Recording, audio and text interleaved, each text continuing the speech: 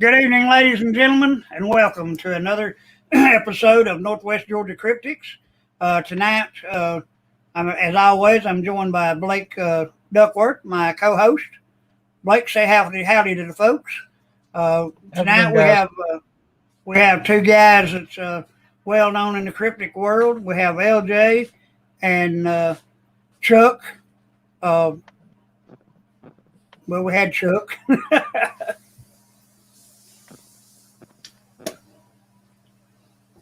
Chuck is formerly with Chasing the Beast, now with the Cryptid Safari.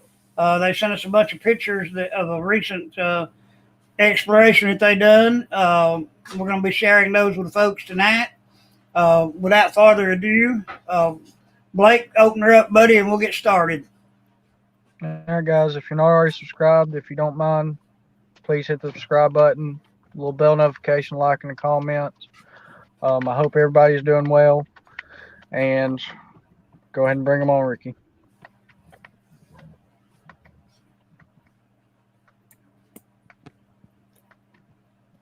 All right, LJ, welcome to the show, buddy. I don't know what happened to Chuck.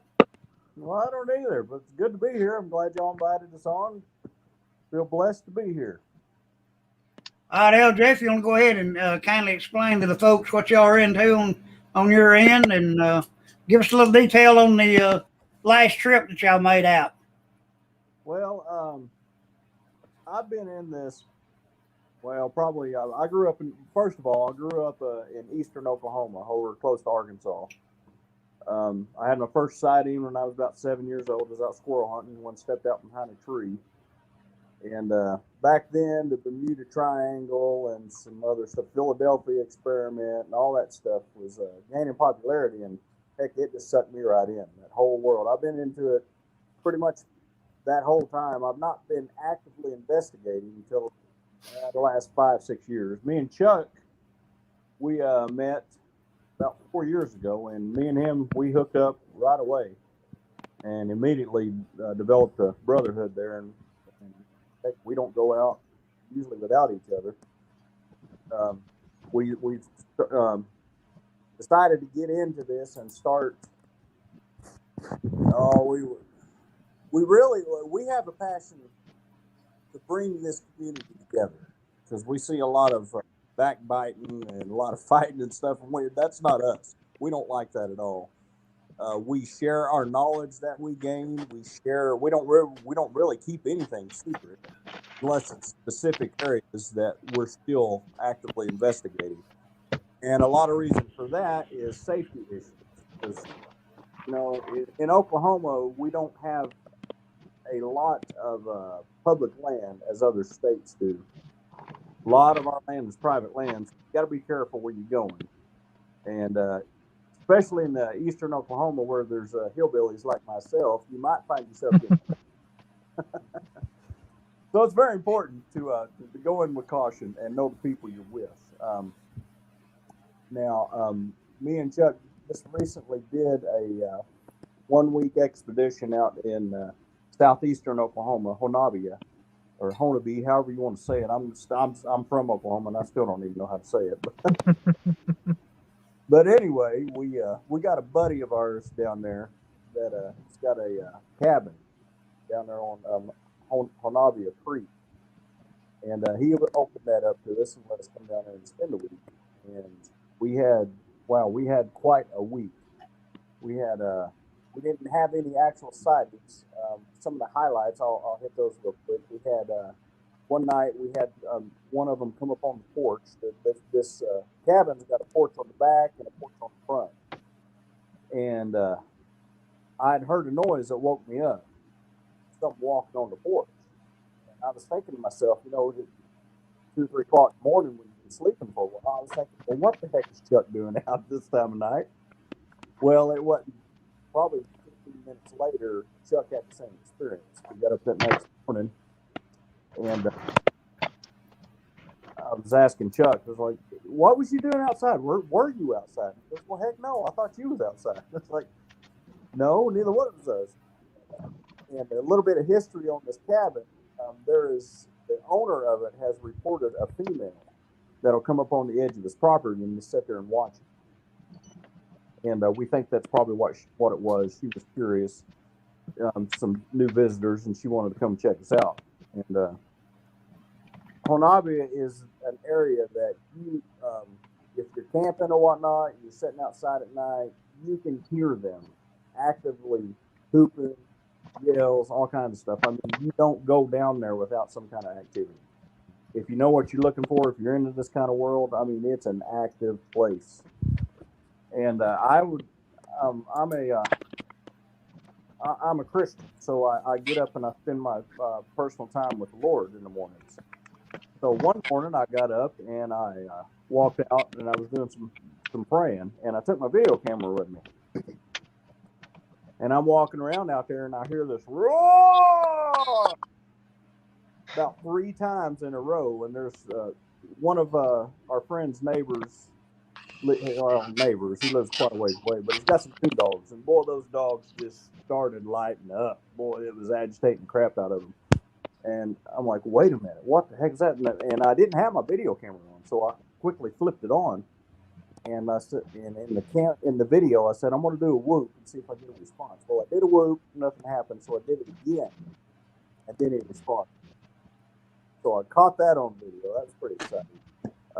We're going to be posting that up on our channel once we get that audio and everything enhanced, because it wasn't as loud as the original 3. But yeah, we're going to post that on our new website and everything as we get going on that. But as far as structures, footprints, oh my gosh, you could spend a week down there actively documenting everything we found, and you wouldn't be able to cover it all. And the areas we go to, you don't typically walk into them. We're talking we were 10, 12 miles back off of the main road, and we're riding 4-wheelers back in there. It's the only reason we got that deep. And there was trees pushed over on the road, on the trails, and just we even found some lifts. Got some pictures of that which I've never found that before, and that was pretty amazing too. And those are very, very interesting to say the least. Rock stacks, we found many, many rock stacks, tree twists, tree breaks.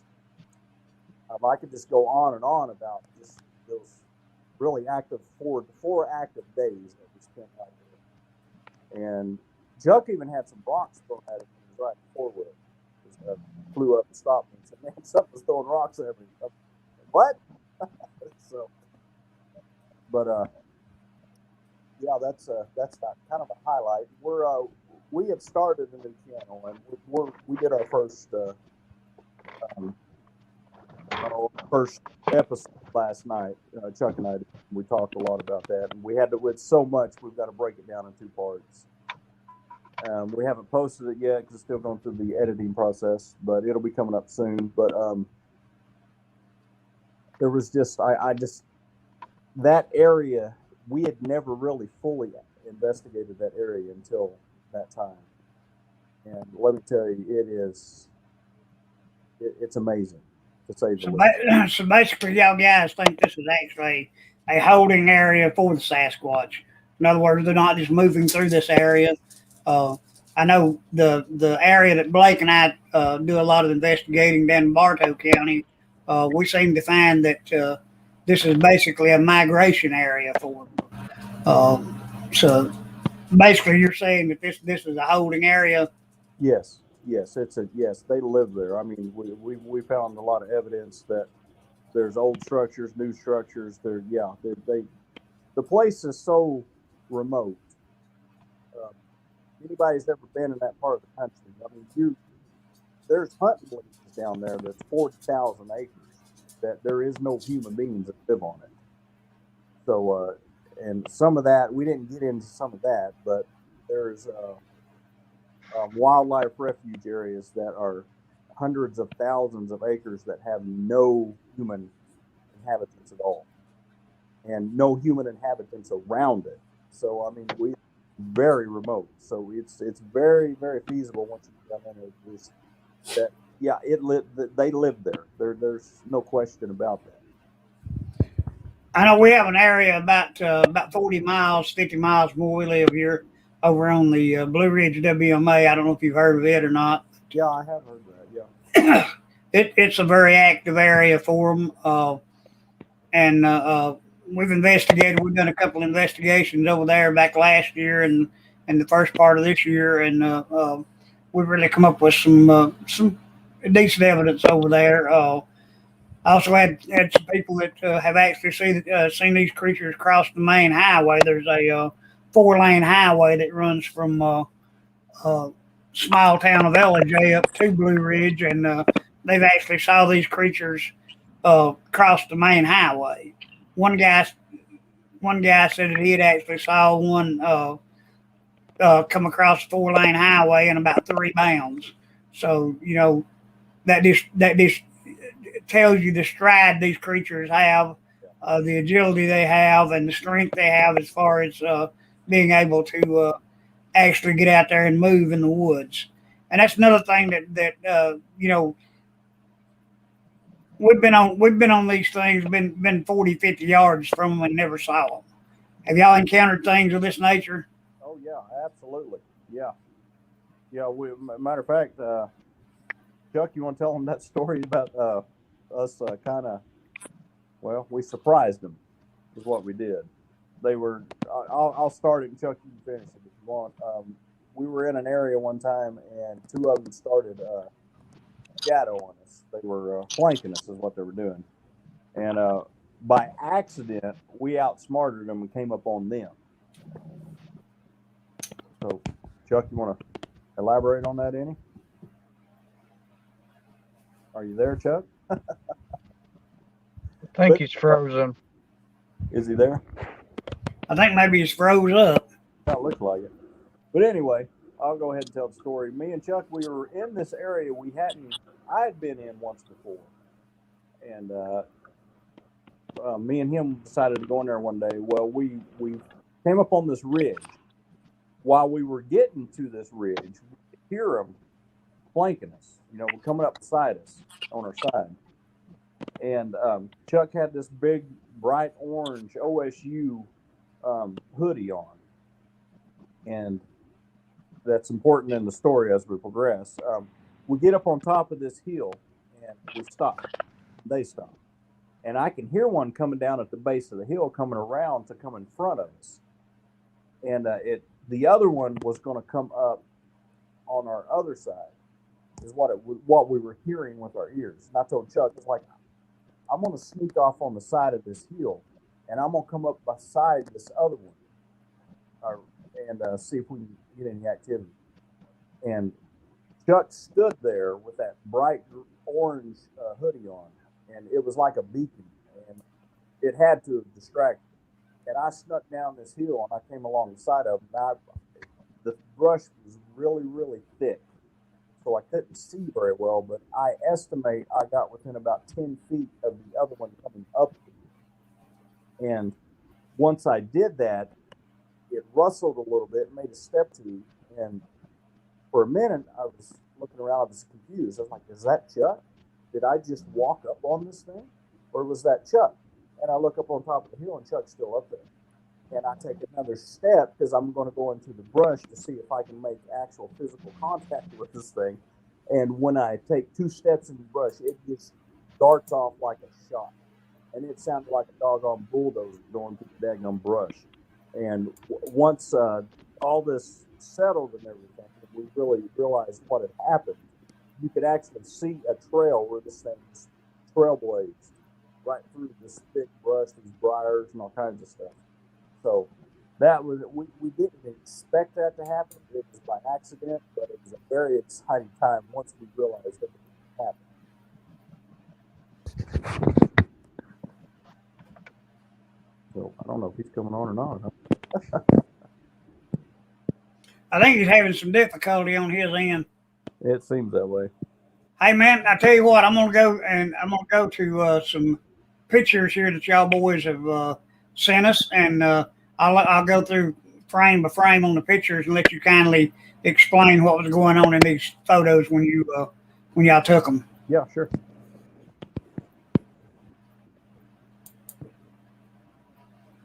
Okay, here's number 1. Okay.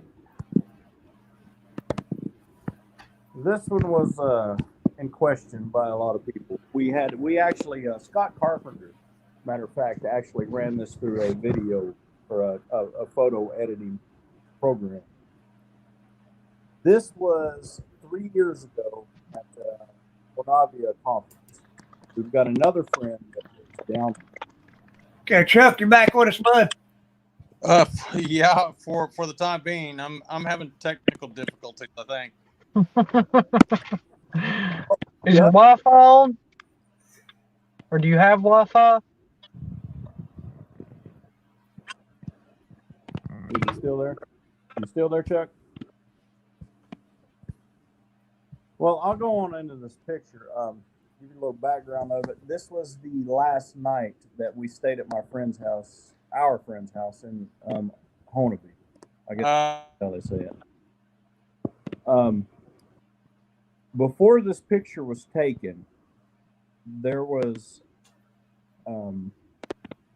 we were all sitting around a fire that he's got a fire pit out there in his yard. We were all sitting around there just having a good time. And Chuck gets up and walks to the edge of his property, which at the edge of his property was dark, and he lets out a yell. And it wasn't 30 seconds later, this thing that we've got a picture of responded. And we all just stopped what we were doing. Like, was that Chuck? Oh my gosh, did you? And Chuck walked back, came running back up there. And he goes, "Did y'all hear that? Did y'all hear that?" And at this time, we still thought it was him. And I commented, I was like, "Yeah." It's like, "Yeah, we all heard that." It's like, "Chuck, that was a really good roar." And he goes, "That wasn't me." And we're like, "Oh my goodness." And that prompted us all to get up and start looking, because across the county road where he lives, there's a church, and they've got a floodlight out there. And all of a sudden, I heard a deer, probably 9 to 12 of them, come running under that light. Well, behind them was, we suspect it was this guy right here, because our friend's wife, we didn't see it, but she did. She seen him, and she started yelling, "There it is! There it is! There it is!" Well, during all of this process, Chuck's walking around snapping pictures of his camera, trying to catch all this. And when he gets home and reviews it, this comes up. Some of the guys were saying it was the outline of the branches on the tree. But there again, as I said, Scott Carpenter, we sent this to him, and he actually put this through filters and everything. And the two eyes, if you can blow that up, people that have seen it, there are two white dots where the eyes should be. Well, right, I see those. Once that was enhanced, there was a heat signature there. This whole thing gave off a heat signature. So we're very confident that he caught the guy that was chasing the deer. And we had seen him the night before. He'd walked under a floodlight on my friend's property. And we just caught the tail end of him running across. I mean, he was quick. He just shot across, and you just saw a blur. But it was about an 8 foot tall blur. That he was a big old boy. So that's where this picture came from. It was at the conference area. It wasn't at the conference, but it was about my friend lives about a mile away from where the actual convention area is, and that's where this picture was caught at. Right. So what would you say the distance was where you actually where y'all were sitting and where this picture was taken? At the most, I would say 60 yards. 60. And that's probably that's a generous estimate. Between 40 to 60 is what I would say. Okay. All right, I'm gonna bring up another one here. Sure. All right. Now this one, Chuck really needs to explain this one. This one was caught in northwestern Oklahoma at a lake that we used to research. We really got to go into other areas and kind of just drew away from this one. He was just standing around, just taking random pictures.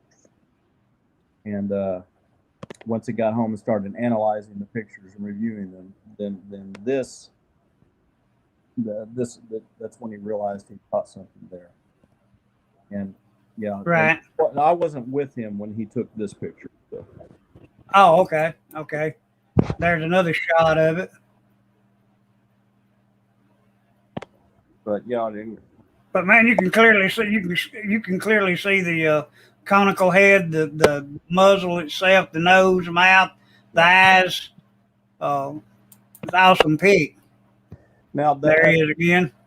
this area yielded some pretty amazing structures, and they built some pretty elaborate structures in there, and they actually found a 23-inch track in this area as well. So there's a big old boy running around out there, which puts him around, I think, do the math, it's about 10 to 11 feet tall for 23. Wow. Yeah, he's a big old boy. But I'm not saying that this picture is him, but there's Right. one big. Can you guys hear me? Yeah, I got you, Chuck. Yeah, we got you, Chuck. Go ahead, buddy. Okay, sorry about that. I'm having difficulties, but I think I went to a place where I could get some service, so hopefully it'll be clear. All right. Well, they brought this picture up that you took up there in northwestern Oklahoma. So you should be the one that talks about this one because I wasn't with you when this one was taken. Yeah, there's 3 pics there, and if you look at those pictures in succession, the very first shot is a real clear shot of the face. That pic right there. And the next pic is one where he's actually raising his hand up over his face. And then the third one, you can't see the right eye after that. So he knew I was taking this picture, or he knew something was up because he covered up his face. And this picture, those set of pictures, those 3 pictures were actually taken on the Cheyenne and Arapaho Reservation. That's about probably 15, 16 miles from me. And that's actually a juvenile.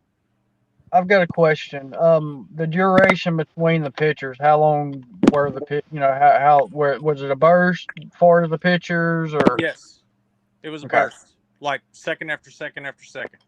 Okay. That's all. But Now, All right, guys. I'm gonna bring another one up here. okay. That picture was taken at Land Between the Lakes. When I took the picture, I had a guy tell me a long time ago that the best thing to do when you're out is to randomly take pictures. If there's an intuition that you have when you start doing this, and I'm sure you guys know about this. Oh Lord, yeah.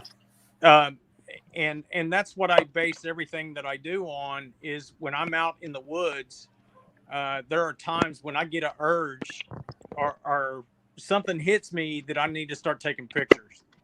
And so that's what I do a lot of times. And this is one picture in particular that I didn't actually see it. And until I got it home and was looking through my photographs, and I could see him standing in between the tree and the V of the tree, and he was watching me as I took the picture, and I didn't even know he was there. All right, Chuck, I got a question for you, bud. You're talking about this taking it Land Between the Lakes. And we get a lot of dogmen reports from that area up in there. While you were up there, did you encounter anything of that nature? Well, I sent you guys a picture, and it's a face underneath a tree or a bush. Now, that was another instance where I didn't see it when I took the picture, but when I got home and started looking through all my photographs, I came across that picture. And if you look at that picture pretty close, that thing looks like it has a snout on it.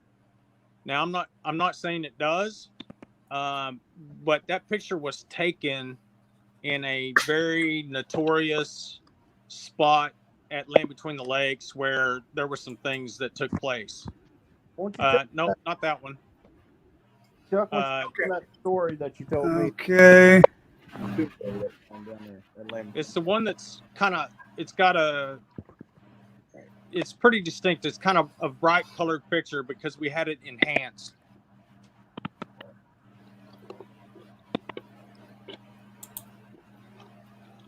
Nope. Huh.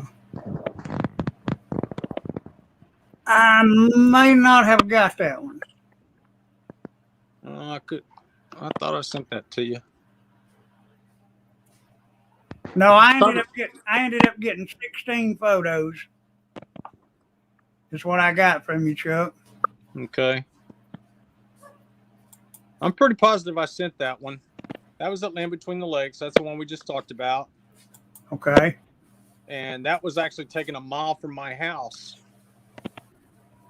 So you actually live in an active area yourself, Chuck, where these things are active. Is that correct? Well, I'll tell you the story behind this pick. I had 3 people. I mean, I live in a town of, I'd say approximately 4,000 people. And there's a bunch of people that know what I do. And I had 3 people contact me and said that they were seeing monkeys on the creek. And out west of town, there's a big creek. And so I went out there and I told them, I said, well, I don't think we have monkeys on the creek. That's kind of odd.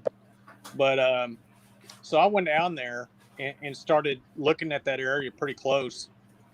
And one day I was driving down, there's a dirt road that parallels this area. And I was driving down that road. I was driving real slow. And something told me to stop. And I stopped. I felt like I needed to look at this area. And so I carry a 35 millimeter, it's a digital camera. And I have a 300 millimeter zoom lens. And so I put the lens on and started searching where I was parked all through there. And that's when I came across that. And he was probably a good 150 to 200 yards from me when I took his picture.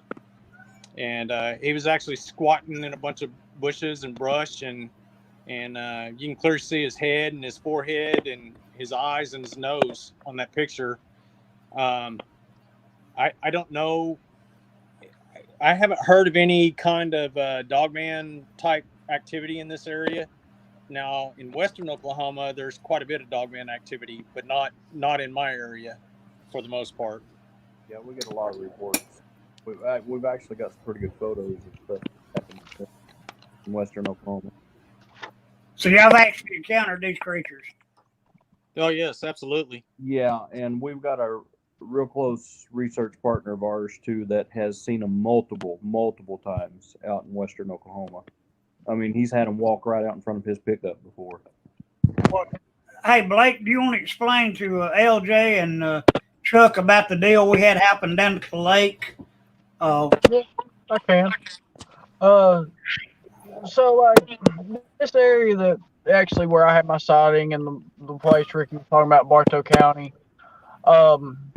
We've done research down there since 2010, and we were there last year. It was about this time last year, maybe a little bit later. But we had done a camp out down there, and basically, me and Ricky went. We had some other guys with us, and they stayed at camp while we walked out to the cemetery. And we had done a howl, and I don't know how to describe what howled back, but it was like a laughing canine, like almost hyena. Like I don't even know how to describe really what this sound was. Well, we've never heard it before. And the area down there does have, I haven't seen no articles or anything on it in a long time, but back around the time we started actually getting into research down in this area, they were a thing going around the Dogman of Kellogg Creek. And supposedly they've been quite a few encounters and stuff with the Dogman down in that area. So I don't know if what we heard was that, or we've been told I've never heard it before, but apparently sometime juvenile Bigfoot kind of make this sound with it we heard supposedly. I've never heard it on recording or anything, so I can't tell you if that's what we heard or not, but I don't know. I don't know what it was. Well, Larry and I can both tell you that we've heard that before. Larry, you wanna tell about the night that there was a bunch of us down at Brown Springs on the Texas-Oklahoma border, and we heard the scream from up above us. Yeah, well, now, Brown Springs, that's a very unique place, first of all. I've spent many, many nights there by myself. A lot of people say, I'm going there by myself. it's just a wooded area, But anyway, we were all sitting around a campfire. And it was late at night. I don't even know what time it was. But this yell came out of nowhere. And we're all just happy-go-lucky, just sitting around, just enjoying each other's company. And it immediately disrupted that. I mean, that went away. our fun time went away for a while. Hair standing up on your arms. I grew up in the woods, probably like a lot of people, and I've experienced a lot of animals out there, but I ain't never heard nothing like that. And I don't get spooked easy like most people. We don't get spooked easy, especially out in the woods. We're used to that stuff. But this is something completely different. Yeah, that's what we heard. Like, I mean, we've heard all types of howls and calls and everything. I've never heard anything what we experienced that night. Like, it was definitely very eerie. Yeah, it makes you stop and question why you're even there. Oh, most definitely, most definitely. Yeah. Well, the crazy part about Brown Springs is Brown Springs has a long history, and it's on the Texas-Oklahoma border. And the reason they call it Brown Springs is there's a spring that comes up out of the ground there, and that's why they call it Brown Springs. But right there by the spring, up on top of the hill, there's an old cemetery that's, gosh, the names and the dates on some of those slabs you can't even read the dates of the names. They're so old. Well, we've had paranormal experience or activity down there too. So all of y'all that's into that stuff, this is a good place for that too. Yeah. But there's a story from back in the, I think, 70s, maybe early 80s. There was a guy and a girl that was down there parking, and they ended up they found them dead, and they were pretty much ripped up big time. Yeah. And what happened was they actually covered that up. They swept it under the rug. But the thing is there's some reports down there that Dogman is in the area and has been for a long time, and they think that's possibly what killed those two teenagers.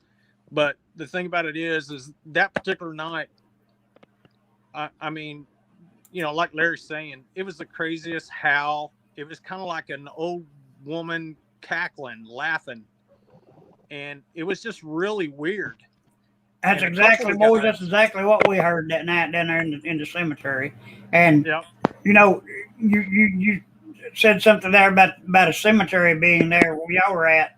Well, we were right in the middle of the cemetery. Right. And as Blake says, we do paranormal investigations, and we really didn't know whether at that very moment whether we were dealing with a cryptic or whether we were dealing with something paranormal that we didn't know. Right. And boys, it's really unnerving when you hear something like that. Yeah. Well, one of the guys said that there was probably a carload of people that come down the road. Well, two of the guys actually went up on top of the road and looked for tire tracks. There was no tire tracks there. So, that eliminated that eliminated that possibility. Right. Yeah. But yeah, it was a very creepy thing. It was almost, you could, one of the guys called it a witch laughing, or something like that. And I don't think of it like you hear in the cartoons or something. but it wasn't exactly like Now, now what we heard was definitely it had a canine pitch to it. yeah. Like I mean that's Yeah. why I say kind of like a laughing hyena type of laugh, howl, what something. I don't even know how to describe it. Like when a dog or something, a coyote when it yips, like yip yip, that was kind of mixed in with it, but it wasn't full. Yeah. Right. Yeah. This way, yeah. I mean, when I say it sounded like a canine, when I say that it wasn't full canine, whatever it was, Right. but it had Right. a canine pitch to it. Yep. Yeah. So yeah, Guys, it was something that was unnerving to me. Matter of fact, my grandson was back in camp with a guy that was from Tennessee, and just as soon as that thing let out the yell, they were on the walkie talkies. Excuse me. They were on the walkie talkies hollering for us to come back down to camp. We get back down to camp. Wayne, the guy from Tennessee, got his gun out. He's scared to death. My grandson was a little unnerved. He was like, I think 13 at the time. He was unnerved from it, and it just like I say, guys, it was a weird night. And then the next morning, we actually got up and we surveyed the area probably for about 3 miles back in the woods around the area where we'd actually heard the scream come from, and we found some of the wildest looking prints, and they were actually marred down into the pine needles and the brush and the leaves that was on the ground. These prints were marred down into the ground, and they looked similar to a canine print, but they were a lot bigger. They were big canine prints, whatever. Oh yeah, they were a lot broader than any dog print, and they actually had a elongated shape to the back of them. So it was a weird weekend on that investigation for us. Yeah. But Dollar, hush. Sorry about that, guys. My little dog here is getting carried away. Okay. Hey, It's a little Chiweenie. Oh yeah. if Chuck talks about that other picture, the one that with the glowing eyes, because he's got a little bit more detail on that than I've got. On which some, one, Larry? The one that we took down at John's place. Remember the one that they said it was the outline of the trees, and Yeah. We sent Scott Carpenter, and he put it through his resolution and everything. Right. Oh, the top one here. Yeah, that one. One. Right. Well, what happened was the camera I was using was a brand new camera. It's a night vision video camera made by Psionics, which hopefully they'll send me a new camera for plugging them like that. But anyway, we had been there a couple days, and there was a couple things that happened. I was out for a little bit. So Larry, did you tell them about the sandwich and all that? No, I didn't tell him about the sandwich. I told him about that when Monica saw that one chasing the deer in the church. Right. Okay. Tell him about the sandwich. I forgot all about that. Well, mention that. One of our guys had stopped on the way down there and bought a Subway sandwich. And he actually left it in his pickup. And he left his pickup unlocked. And the next morning he got up and went out to his pickup, and his pickup door was open, and the meat and the veggies were gone, but the bread was still there. And we found that kind of strange. And I had a good friend named Tal Bronco. I don't know if you guys know him or not. Tal's like 86 years old, and he's been researching for over 50 years. And he's probably one of the most wisest guys I've ever known as far as these things. And they were fixing to throw it away, and he said, "No, I'll take that." Well, Tal went out and made sandwiches, he had a trail that he knew they were going up and down, and so every 10 or 15 feet he'd put a sandwich out there. He said, I had fun making all them sandwiches, all kinds of different sandwiches. He said, but the craziest thing was I came back a couple days later, and he said the meat and the veggies were gone, but the bread was still left on the ground. And he said for some reason they don't like bread. Wow. So anyway, I digress. That picture, I don't remember if that was maybe the last or second last night. Well, I had we had a campfire going, and my tent was about 40 yards from the campfire. And then he was actually standing, and I didn't see him. He was actually standing about 40 yards from my tent. And we had been there. I knew that our friend had several sightings there in the past couple months. And so I knew they were actually running up and down that area where we were. And so I decided to make a female scream, and that's what I did. And as soon as I got through with that scream, almost immediately we got a response, and it was a huge yell. And I think it was the one that was standing in between this tree. Well, I ran up to the campfire and I said, "You guys hear that?" And they said, "Yeah." Dollar. I think he wants to put his 2 cents in. I think my grandson just pulled up. Man, they go crazy when he comes in. Oh, okay. Sorry about that, guys. That's all right.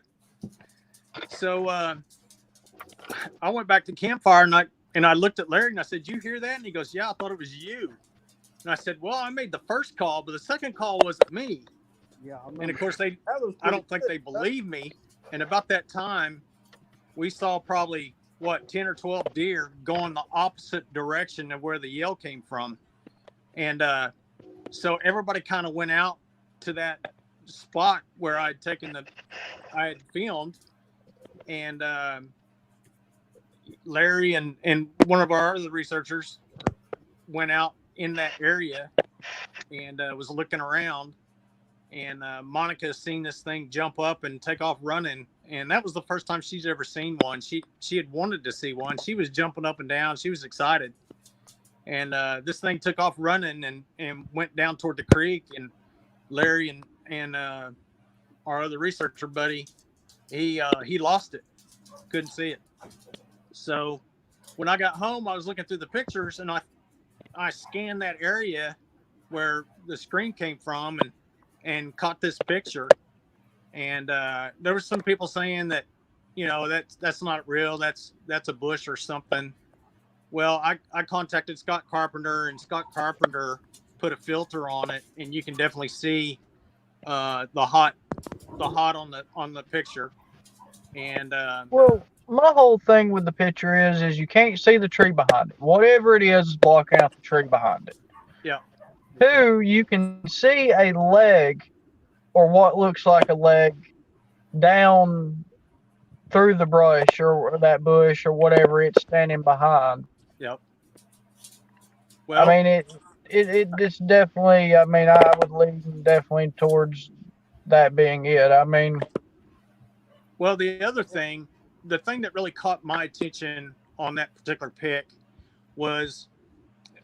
That's a side-by-side, and the picture that's on the right, it may be on the left, it depends. I don't know how people are seeing it, but there's a close-up of it. And if you take your fingers and zoom in on the head, you can see eye shine. There's 2 eyes there. And Right.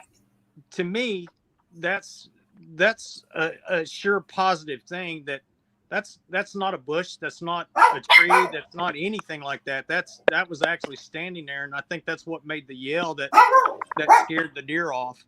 But, it is what it is. There's a lot of critics out there. They'll criticize your photos or whatever. And anything. I mean, you can have the best evidence in the world, and there are going to be people that bash it. That's right. That's right. that's what's wrong with this community. I mean, and rightfully so, though. I mean, you've got so many people that hoax stuff. Like, I mean, that's the problem. Yep. Is there's so much hoaxing that goes on that anytime you have a credible piece of evidence, it's automatically going to get discredited. Right. And everybody's going to pick through it. You know, it's just Well, it's unfortunate is how it's become. It is. That thing you described happened with this photo right here. Mm-hmm. And as soon as, know, when Chuck sent this to me, that couple of days later, just like he said, I zoomed in, and as soon as I saw those eyes, I knew we had something. It's like, you don't get that from a tree, from wind. Nope. That's actual eye shot. Now, far as just your perspective and your judgment, I know that you said that you think this is, what actually produced the screams. Right. Does that seem about the right distance that the screams had came from? Oh, they were loud. They were They real were loud. loud. Yeah, they were loud. We all heard it real loud. So yeah, I'll say so. Yeah, and like I said, when I went up there and asked Larry, I said, "Did you hear that?" I mean, they all thought it was me doing the screams, and I told him, I said, "Well, I did the first one, the one that sounded like a female, but that I didn't do the second one." Yeah, so pretty amazing. Because, like I said, like I was telling y'all earlier, we all stopped what we were doing and said, "Wow, Chuck's got some lungs on him." We didn't know what was going on. Give him too much credit. Man, they give me more credit. They give me more credit than I deserve, man. That's all there is to that. So, What's wrong with you, buddy? So what other pictures did I send you? Okay, hang on one second. If you want to go through some of those, like see if All I right. can. He's got to put down his chupacabra. Yeah, I had to put down my pup there. Here's a series with the three we discussed. Let's discuss this one right here, Larry. Chuck? Yeah, that was taken in northwest Oklahoma. Okay. It's a very active area. All the pictures of the prints that I sent you, that all came from the same area. The biggest track there was about a 23-inch track. And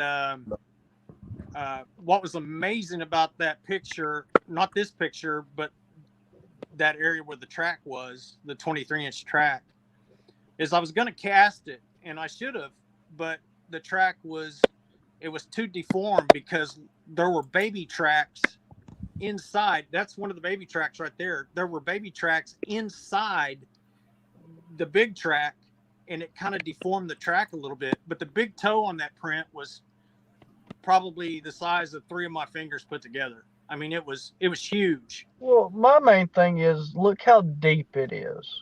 Yeah.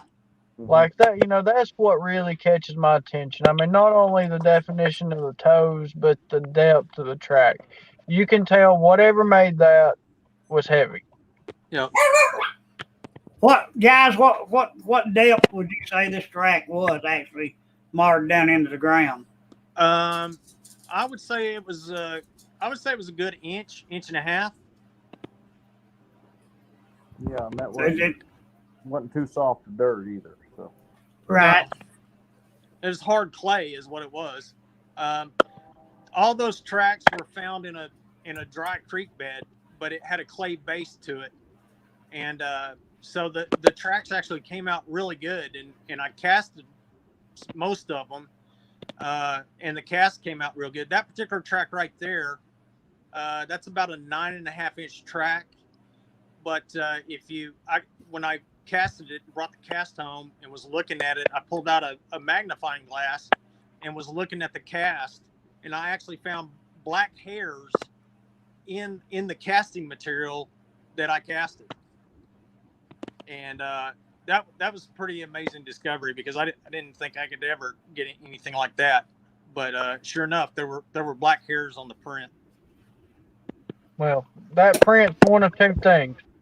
It's either a human print or a Bigfoot print. There ain't nothing else making that print. Yeah. That's right. And I ain't never seen a human with a fat foot like that. Yeah. Mm-mm. How you said this was about a 9-inch track? About a 9.5. How wide was it? Probably 4 inches, I guess. So about half of length. Yep. Yeah, they ain't no. I mean, that the width is that's pretty wide for a 9-inch track. Yeah, it is. Well, guys, now I've got a question for the two of you. We interviewed a guy last week from Colorado, Mhm. and he's up at elevations of around I think he said from 10,000 to 11,000 Around 11,000. Yeah, around 11,000 feet. and Mhm. he said, and we had some prints, pictures of prints and print impressions that he had sent us. But he said everything that he finds in that area out there is about 13 to 14 inches long. Mhm. Now, what could be? Could it have something to do with elevation out there? Them not being no bigger than that? Because he said he had found dozens of tracks, but everything he finds out there is small tracks. Well, let me comment real quick, and then Chuck, I'll let you jump in. Let me tell you a story real quick that ties right into this.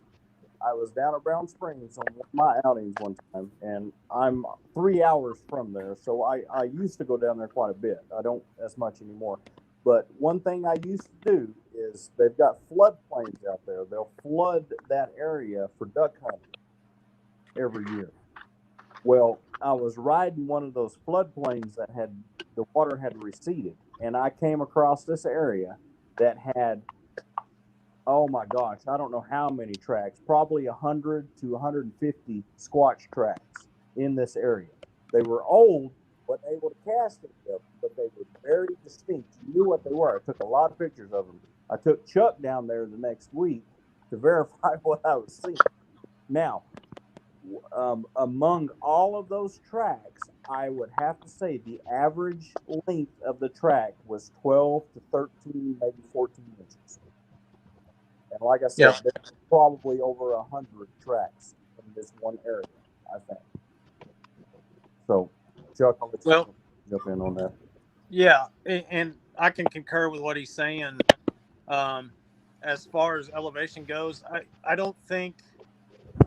I mean, in California, you got the same kind of elevation in some of those places, and they find 18, 19-inch tracks. So I think it depends a lot on food sources and vegetation that they're eating, and I think a lot of that is a factor. Yeah, I was about to say there are more than one factor. I mean, Right. it could be age of the beings. It could be, like you said, resources for food. You know, it depends on how you look at it and what theories you believe. You know, there's supposedly 7 different types of species / breeds, whatever you want to call them. You know, who it could be the actual ones that are living in his area, or it could be females. I mean, you know, typically your females don't get as big, in general, don't get as big as your big males. So they could be a lot of females running around in the area. So I mean, it could be, there are a lot of things it could be. Now, Right. I'll also comment on the Brown Springs area. I have found 24-inch tracks down there. That's a huge track. Which puts that's a 900,000 pound male. Yeah. Now, this is my little theory on what we've just been talking about. The females and the young ones go out and gather most of the food. And so you're going to find more of those tracks versus the big males. Exactly. Because the big boys are going to stand around, post guard. They're going to protect their little tribe or group, whatever it is. Well, plus, the females and the juveniles are going to be around and be able to get around faster and more secretly than a 10-foot, 1,000-pound male walking through the woods. Right. Yeah. Yeah. You got. All right, guys. Another question. Y'all been doing this as long as I have, or longer. What are y'all thoughts on mind speak with these creatures? Never experienced it. But I used to think it was a bunch of phooey. You know, I kind of disregarded it until I heard some people that I hold in pretty high regard say that they've experienced it. So I don't rule anything out anymore. Let me put it that way. Yeah, anything's possible. Yeah, anything is possible. Just because I have not experienced it does not make it not real. Exactly. So There's so many variants in sighting and experiences. I mean, you can't discredit what somebody's experienced. It's not your place to tell you if they're right or wrong. exactly, you know, you've got psychologists trying to tell people what they're seeing out there. People know what the heck they're seeing. People aren't stupid. Yeah, and don't get me wrong, you're going to have misidentifications, and you're going to have people that just are straight up, liar. Yeah, But when you take a community in a whole, Yeah. you can wean out, say, let's say 15% of them are either misidentifications or even say 50% are misidentifications and just, people telling lies. You then you have your other 50%. right. Now I will. They've seen something. Yeah, exactly. They've seen something, and they're describing it to the best of their ability. Yep. And they're using they are straining at every logical thing in their mind to describe to you what they saw. Yep. And I will say, as far as the mind speak question, Chuck, when he had his show going, he had a guest come on that had experienced that multiple times. And there again, I didn't disregard the guy. I believed the guy. And I was almost envious at a point. It's like, well, I'd like to experience that. But I believe it is something that people are experiencing. It's a real phenomenon. Yeah. Well, there's so many paranormal aspects about these beings that, I mean, you can't, you can't discredit their powers or their abilities. That's like the cloaking, the cloaking ability they allegedly have. I've never seen it, but Plenty of people have that. So Right, guys. We had a guy on the show a few months back, and I'm sure he wouldn't mind me using his name, Mr. Tom Cantrell. I don't know if y'all guys are familiar with Tom or not. Tom's work over the years, but Tom been doing this for over 50 years, and fine gentleman. And Tom has, with what he said, has experienced both mind speak and he has experienced them doing the cloaking. And that's like Blake said. Just because I haven't doesn't mean that it's not true. exactly. Yeah, I know Tom. I've actually interviewed him twice on my show when I had my show, and Tom is an outstanding character, and he's got the experience. And Tom talked about all that with me, and my opinion is I've never experienced that, but I'm not going to put myself in a box and say that doesn't happen. I think you're belittling yourself if you say, well, there's no way they can do that. When I think there is a possibility that does take place. And there's so much that we don't understand about them. Exactly. And as a true researcher, that's what your end goal should be, is to learn from each other. Right. That's right, guys. They a lot of people out here that even if they believe in these creatures, they still they seem to think that they're just a mindless monkey out in the woods running around per se. No,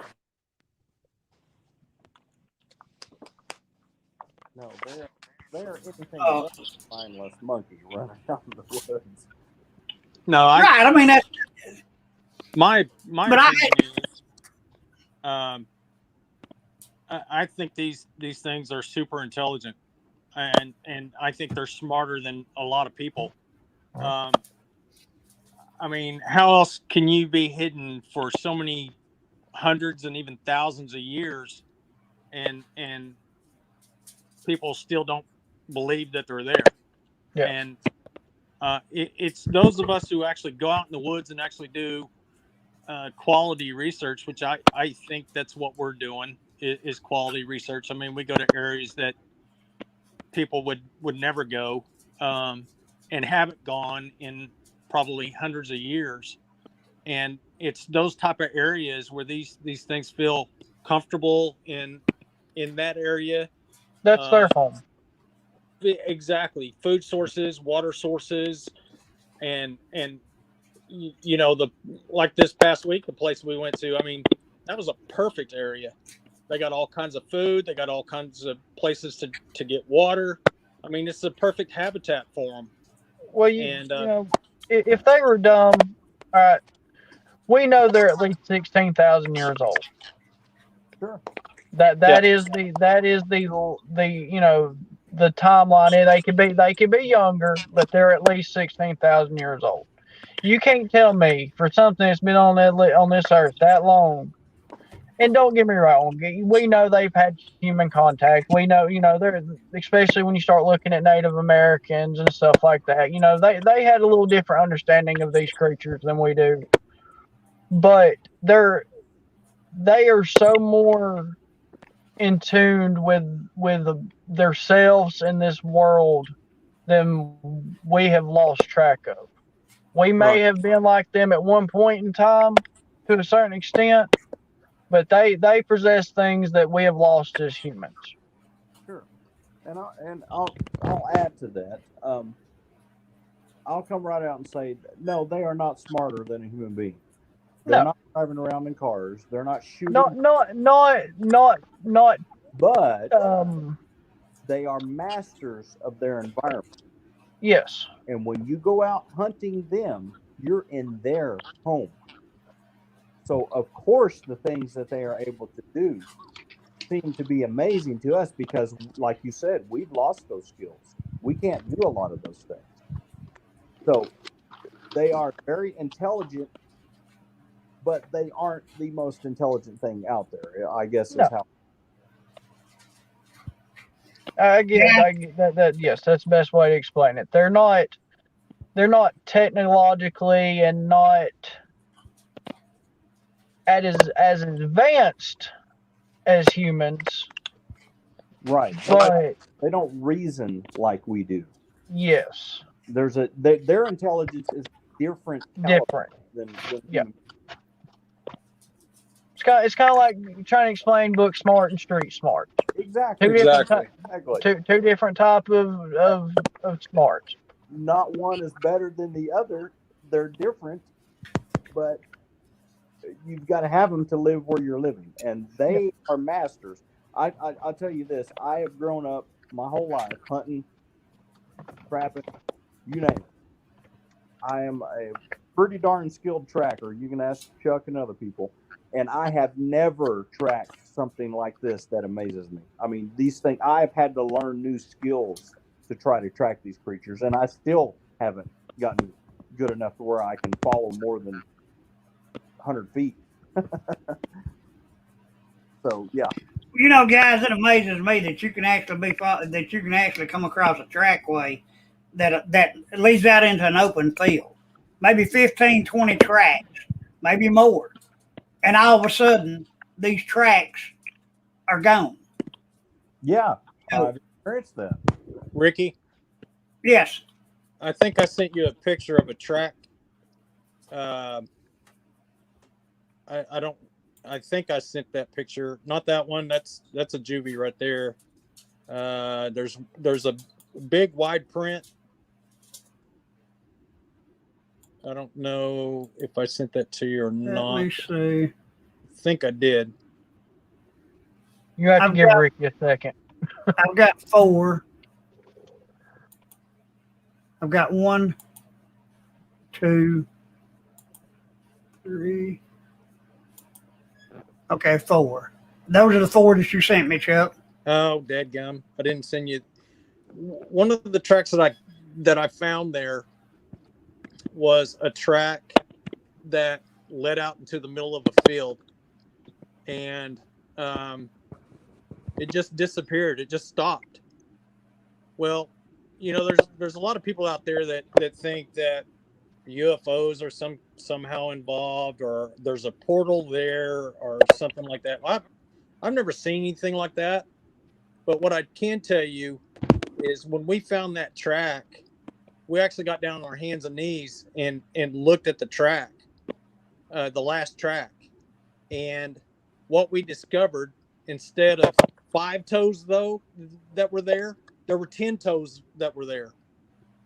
What? And what happened was it was backtracking in It was its going, own yeah. tracks. Right. And that used to be something that the Native Americans did when We they were were just talking about fighting other this tribes. last week. Yep. That's awesome. And so whether they learned that from them or what, the fact of the matter is, a lot of times when you follow a track out in the field and it just stops and disappears, It didn't actually disappear. Yeah. if you get down and you look at the track up close, a lot of times you can find evidence where they actually backtracked in their own tracks and went a different way. Okay, now we discussed this. Yeah, we discussed this on the show last week with a good friend of ours from Kentucky, and and the Native American aspect was brought up.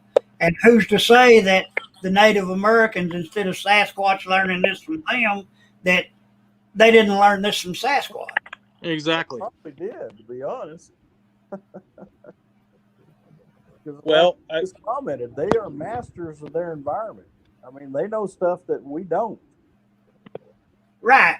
I interviewed a guy a couple of years ago. I was going to tell you earlier. Now, this goes back to the intelligence of these creatures. This guy was going up to Tennessee to a park there in Tennessee and camping. He said he was having to walk in quarter of a mile, half mile or so to his campsite, and use the same campsite for quite a few weeks. And he said that the first 2 or 3 weeks he was going up there, he was getting rocks thrown at him along about 10, 11 o'clock at night. Okay. He said that after experiencing this for about 3 weeks, continuous weeks, he went to Walmart and bought a bucket of tennis balls. And he took the tennis balls back up there with him the next weekend. And when these things started throwing rocks at him, he started throwing these tennis balls up into the woods. And he said you could actually hear these things running around through the woods chasing these tennis balls. Well, he said that when he got ready to leave and went back down and made it back down to his vehicle, that every tennis ball he had thrown was lined up across the hood of his car. Mm. Now, you tell me, if these were just dumb animals out there running around in the woods, how would they possess enough sense and would know the vehicle that he was in to be able to do this? That's exactly right. Exactly. Yeah, we've not experienced that particular, but we've experienced stuff similar. I mean, it just blows you away. Like you go in one area 1 minute, there's nothing there, and then the next minute you come back out and there's trees or bushes or limbs in areas you just walked through, but now they're back. They're path that you just came through. Mm-hmm. But they're arranged in a way to where it's obvious they didn't fall. It's symmetrical almost in a way that they're arranged there. There's no way it could have just randomly fell. So, yeah. Yeah, I mean, it amazes me, man, at what these animals actually possess as far as the intellectual side of them goes. Chuck is going to bring up a picture right here. Okay. Now this is I have found structures and blade cat in the woods, but never nothing the size and scope of this. Okay. I'll tell you the story behind that. We found that structure in northwest Oklahoma, and it's actually by a lake. And we call that structure the wigwam. And that thing is probably 12 to 14 feet in length. It was huge. And we went back a couple months later. And let me tell you something about the wood structures that we find like that is we look at every stick that's on there, and we look for saw marks, we look for axe marks, we look for wire or rope or something that tied them all together. And if we find any of those things in a structure, we discount it. Yeah. And so every one of these were examined.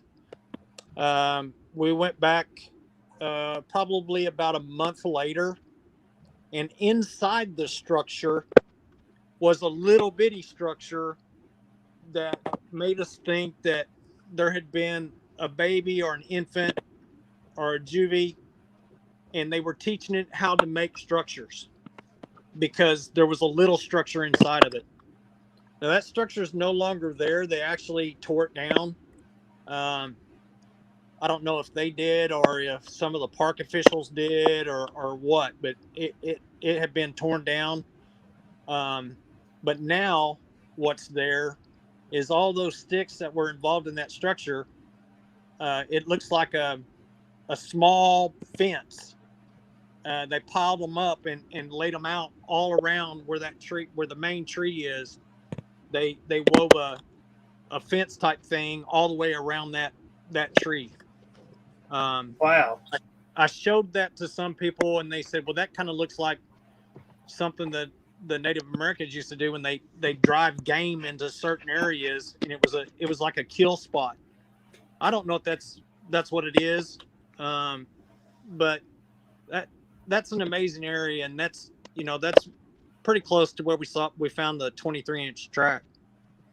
And we've actually found, and Larry was with me on this other one.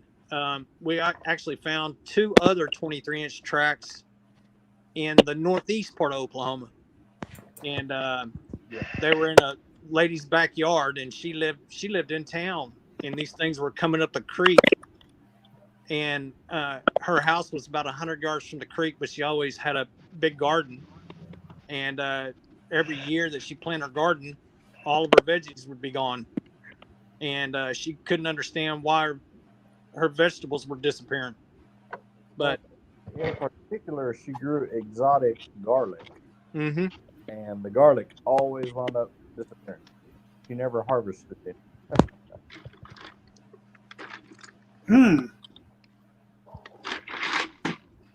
Some squatches with some bad breath running around.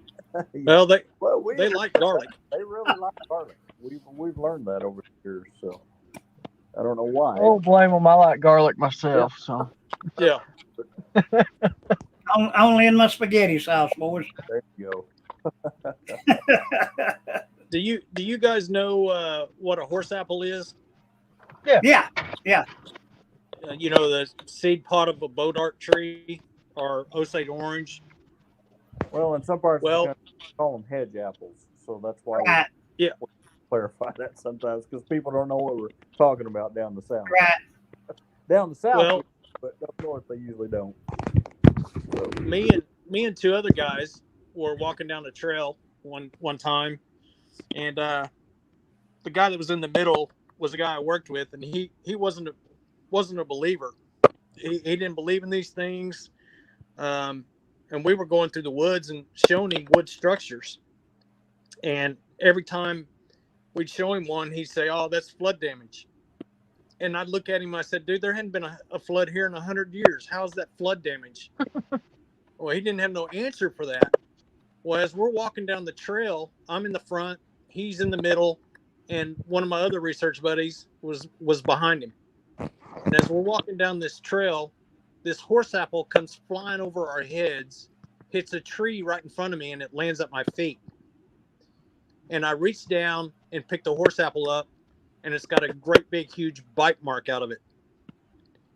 And growing up, I was taught by my parents and my grandparents not to touch those, not to do anything with them because they were poisonous. So I never messed with them. Right. And when I found that horse apple with the bite mark in it, I thought, man, that's crazy. Well, I remember my grandparents taking horse apples and putting them in their closets and in their houses because it kept bugs away.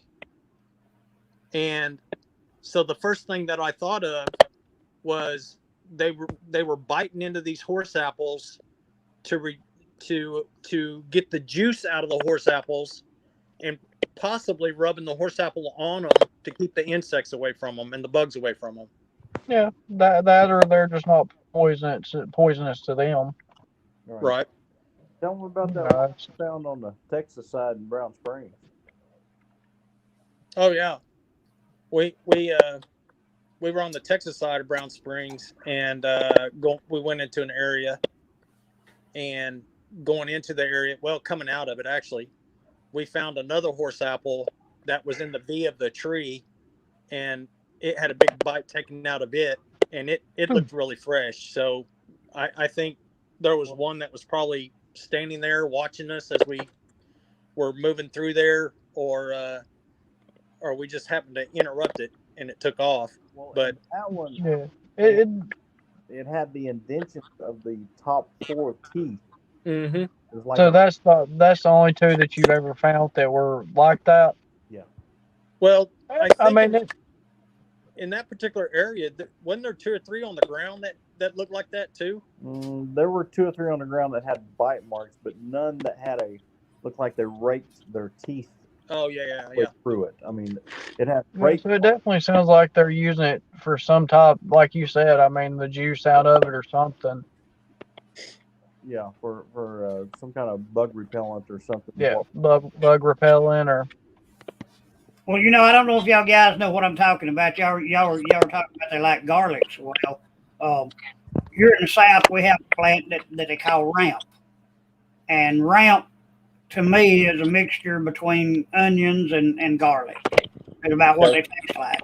I have a sister-in-law that loves the things, but they're actually way too strong for my taste. But now I've noticed that these things, you can go into an area where these things are active, and ramp grows in lowland, wet spots, wet areas, and I've noticed that these things, where the ramp patches are at, I've actually found some tracks, and actually find where it looks like you run a bunch of cattle in, and let them eat these ramp down. Or they pull up out of the ground, there's some discarded around, but now that you mentioned about the garlic, I can understand that these things must have a taste for the ramps like that.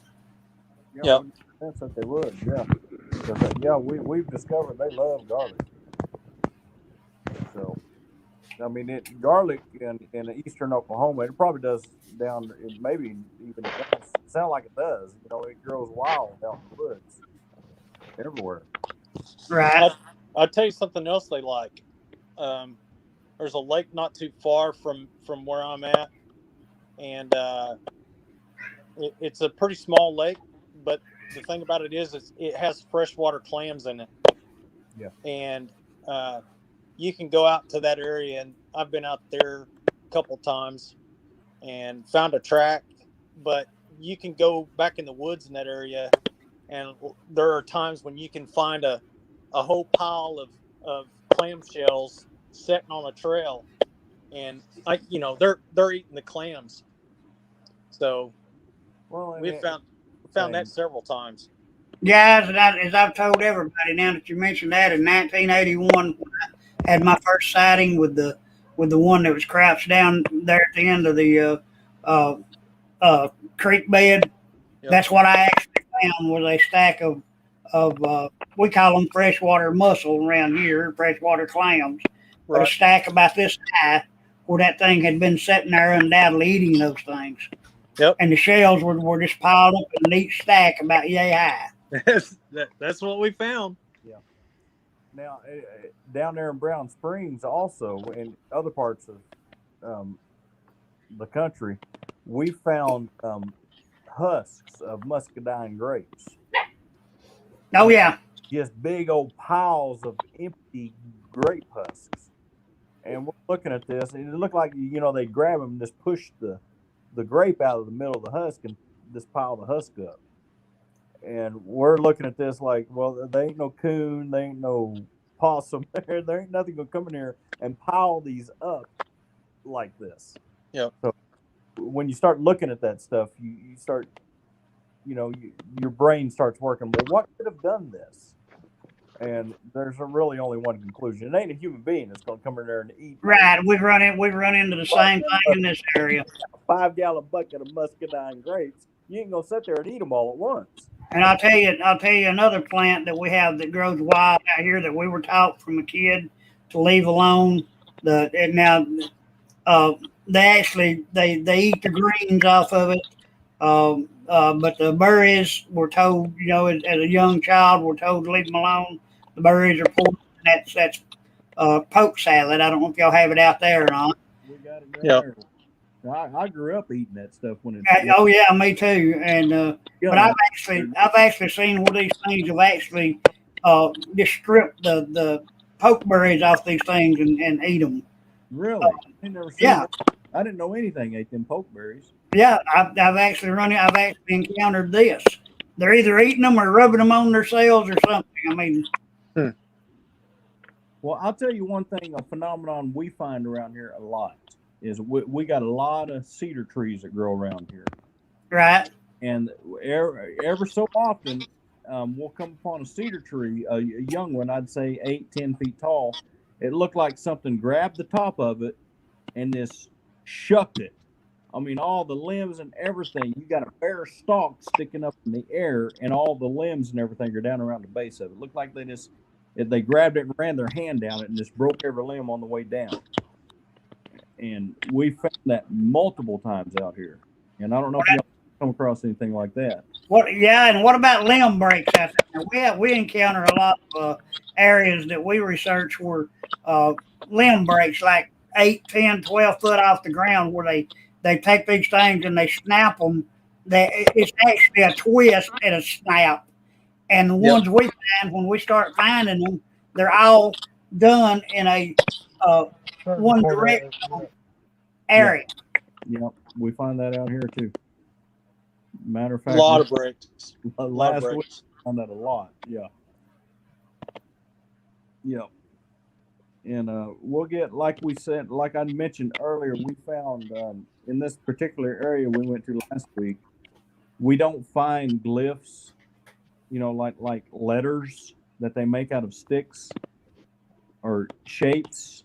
We don't find that a lot out here where we live, but in this area we found a lot. Yeah. And I can't explain it. I don't know what there are. It's, this one, if you can imagine the anarchist symbol without the circle, but at the base of it, what was it? It was like on a rocking chair, a rocker on the base.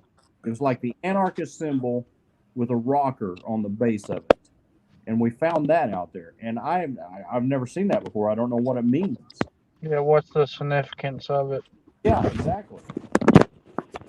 We have a friend from down in Arkansas. He's actually part of the Arkansas boys. I was interviewing him here a few weeks ago, and he seems to believe that the symbols that they leave are leading back to ancient Hebrew. I don't know. I can't rule it out. No. But it means something to them, and me being the curious person I am, I'd really like to know what it means. But. Have y'all guys ever encountered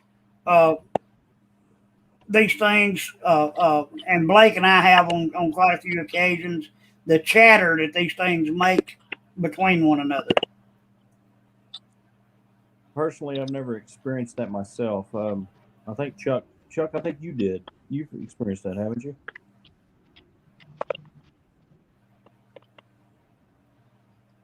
I think we've lost Chuck. Yeah, I think so. Yeah, I have, and I tell you something else that I've experienced quite a bit, and that is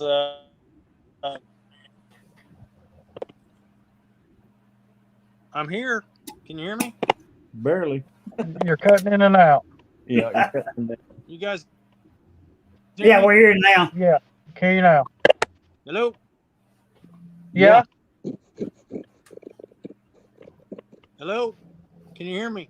Hello. Yeah, we got you. Go ahead. I Well, don't think you can hear us. Is seems that better? way. Yeah, go ahead, Chuck. Okay. One thing I have found and heard was okay. One thing that was pretty interesting to me that we found out. Yeah, I can hear you. Can you guys hear me? Okay. Yeah. Yeah, keep going. We've heard clicks in the woods. It sounds like I'm the soap. Hello. Yeah, keep going. You're good. The best way that Blake and I have been able to come up with describing this sounds that we've heard them make is like they're trying to speak, but it's like with no actual syllables to the words. I've heard audio similar to what you're describing, but personally, I've never experienced that in this part of the country. So I can't. I don't have any personal testimonies or anything about that. But. Well, the first time Blake and I heard it was down at the research area in Bartow County, right after we started having our first encounters with these things down there. And we started into the woods one night and just come out the backside of the cemetery going down to the lake.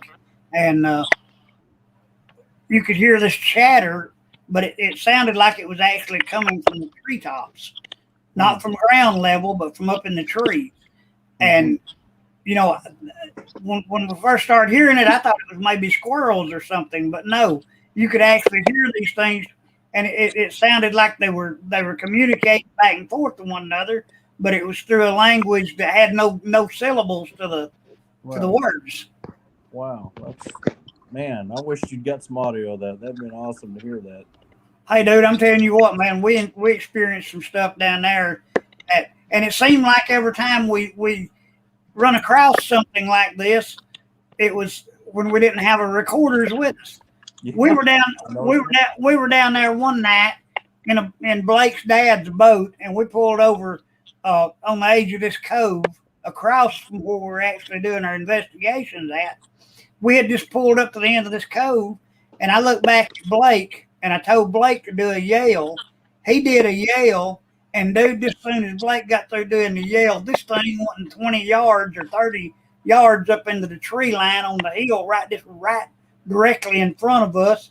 This thing screamed out, dude, and it shook the sides of his boat. It was so loud. Mm-hmm. And man, I'm telling you what, all I could tell, I turned around and told Blake, I said, get us the hell out of here.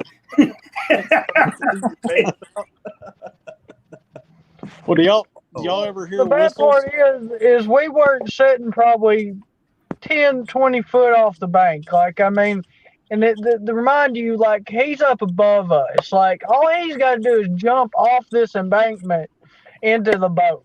Like, I mean, he had a straight shot to us. So, Wow, that's crazy. Do y'all ever hear whistles? Oh yeah. Yeah, We've encountered whistles. We were on the expedition over to Blue Ridge here a few months ago, and we actually, it's the first time I've encountered it. We actually encountered it sound like two 400-pound owls. Yep. Calling back and forth to one another. Wow. I mean, it was a perfect owl call, but you could tell by the deepness and the throatiness of these sounds that it wasn't an owl. it was a pterodactyl, whatever it was, if it was an owl.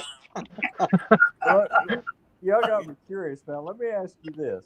There's only one other person that I've talked to that is experiencing this, and that's Kumbo Baker. Have y'all ever heard, and he's the one that described this, he coined this phrase I'm about to say, but it's very descriptive. Have you ever heard a 400-pound woodpecker out in the woods? Oh, yeah. No, I haven't. Okay.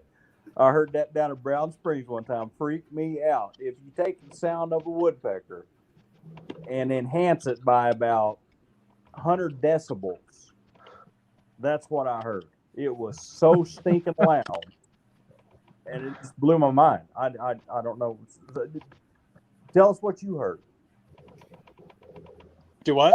What I heard was over on Blue Ridge, and basically this was back in probably 1988, 89.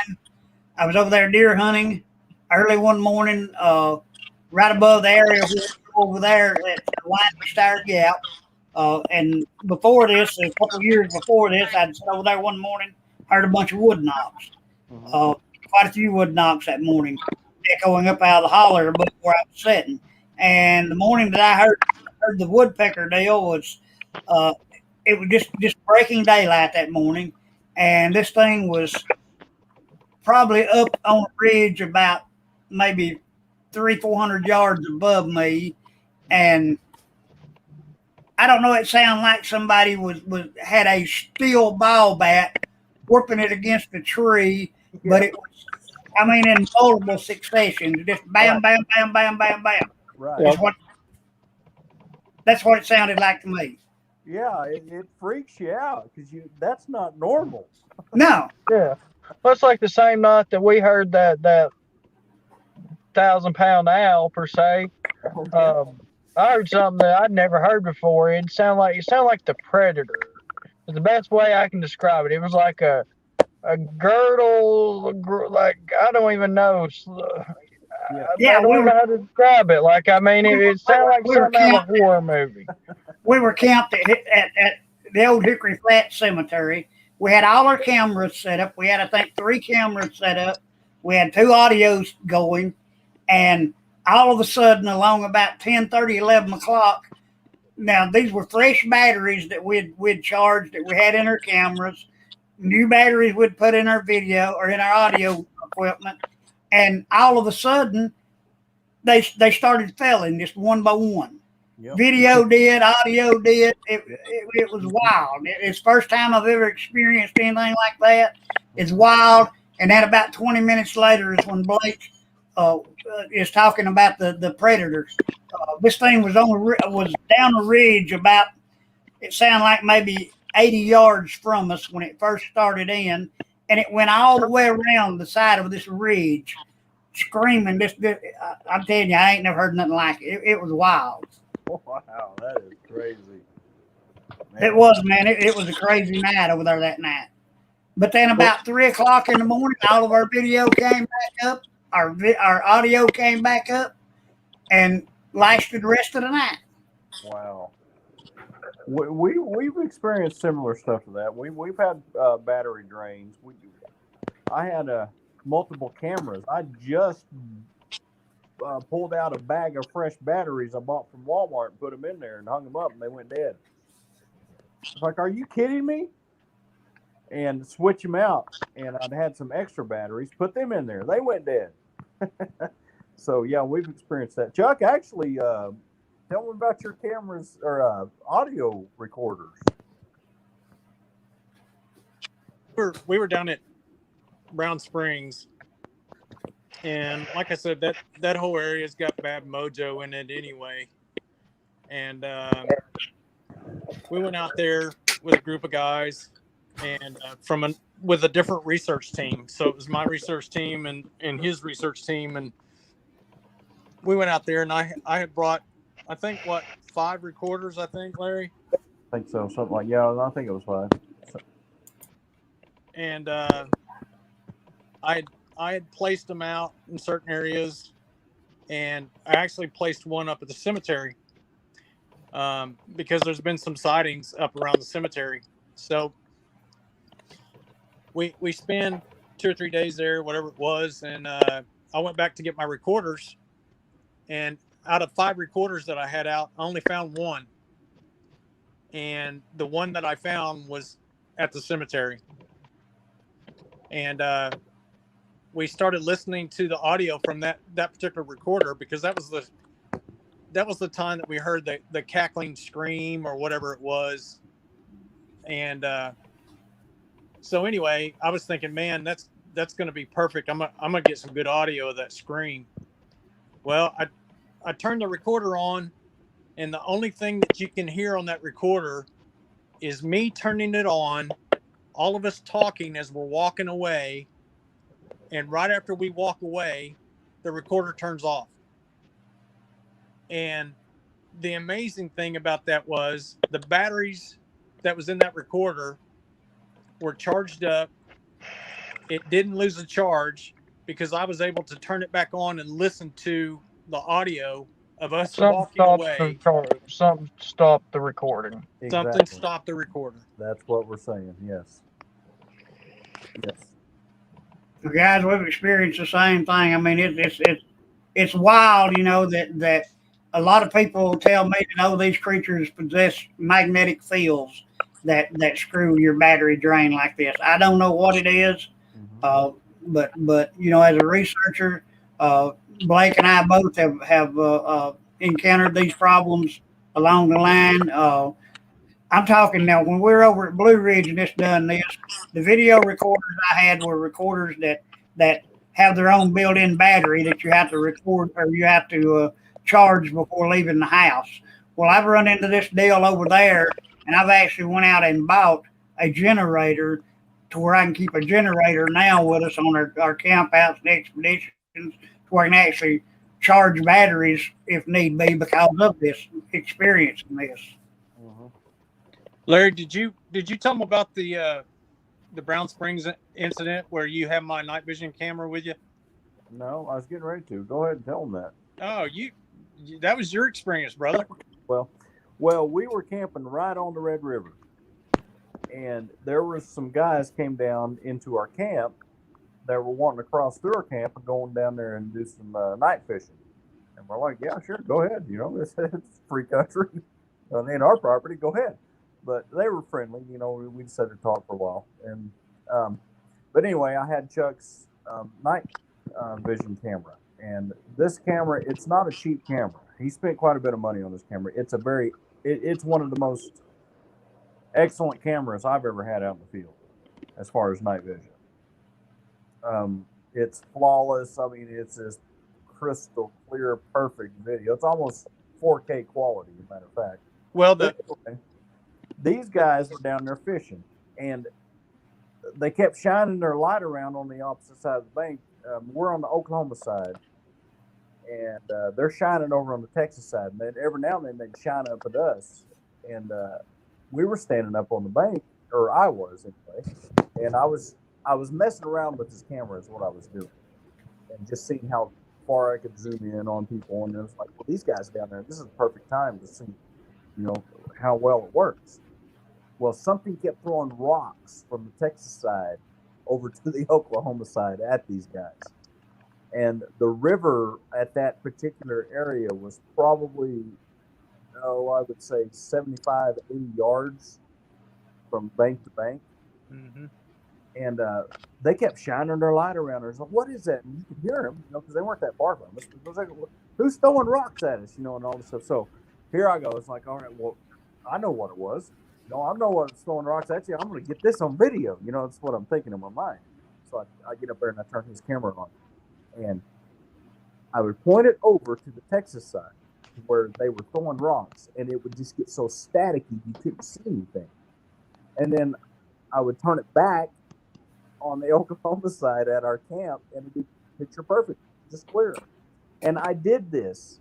I sat there for 15 minutes trying to clear this up. I went through every setting on this camera, and I could never get it to get clear. Every time I would point to where the rocks were thrown, I would get so much static in the lens that you couldn't see anything. But as soon as I would turn it back, it would clear up and be perfect. And so I just gave up after about 15 minutes. And I recorded all of this.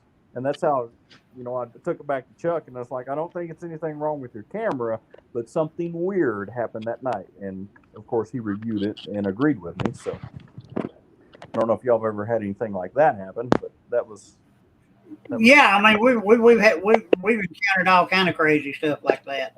And not only doing Sasquatch research, but we've also encountered things of that nature doing the paranormal research.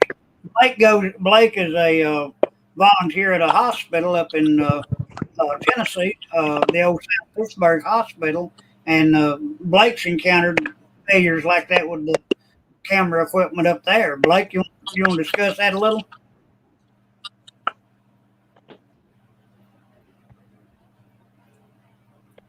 Hey, Bub, can't hear. Can you hear me? Yeah. I'm gonna have to go off here and go to bed.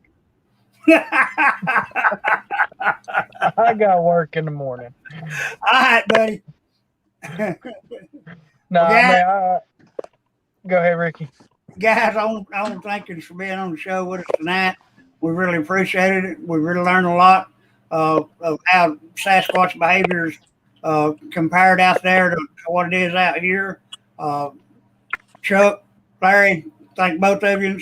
Anytime y'all boys want to come back on the show, y'all just holler. If y'all'd like for us to be a guest on y'all's show one night, just give us a holler, and we'll come back and share some of our experiences we've had. Some more of them. Matter of fact, we're fixing to do a camp out here in a couple of weeks. We've got a new area down on Johns Mountain that we're going to go and do a lot of investigating down there here in the next couple of weeks, and we'll be glad to share some of that with you later on. Well, heck yeah, we might have you on. Love to have you on and talk about that. So. Yeah, thank you guys for coming on here. We'd love to have you guys back on the show. I don't mean to cut everybody short, but I got work in the morning. Hey, tomorrow 7 days straight for me, so I gotta get off here. well, hey, we enjoyed it, and I really enjoyed it. Anytime y'all want us on, just send us an invite. Yeah, we'll jump at the chance. Heck yeah. All right, guys, we really appreciate it. Absolutely. Like I say, just hit us up on Messenger if y'all want us on y'all's show one night. We'll come on and maybe share some more. Yeah, you can hear our stories. Sounds now. good. Sounds good. All right, guys, I'm gonna take y'all off here and close the show out. All right. Thank y'all, guys. Thank you, guys. Thank you.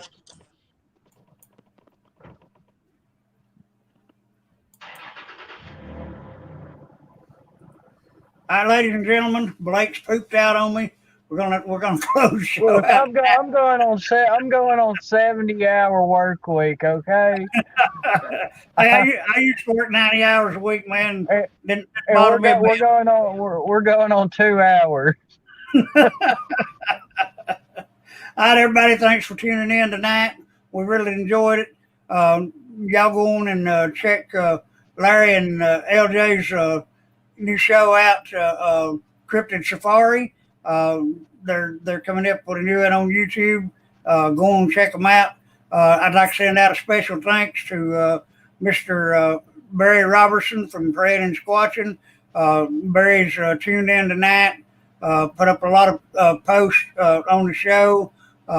Barry, thank you, bud. Sorry I didn't get to them. We've really been engrossed in hearing Larry and Chuck's adventures they've been having out there with the Sasquatch people. And thanks, everybody, and good night.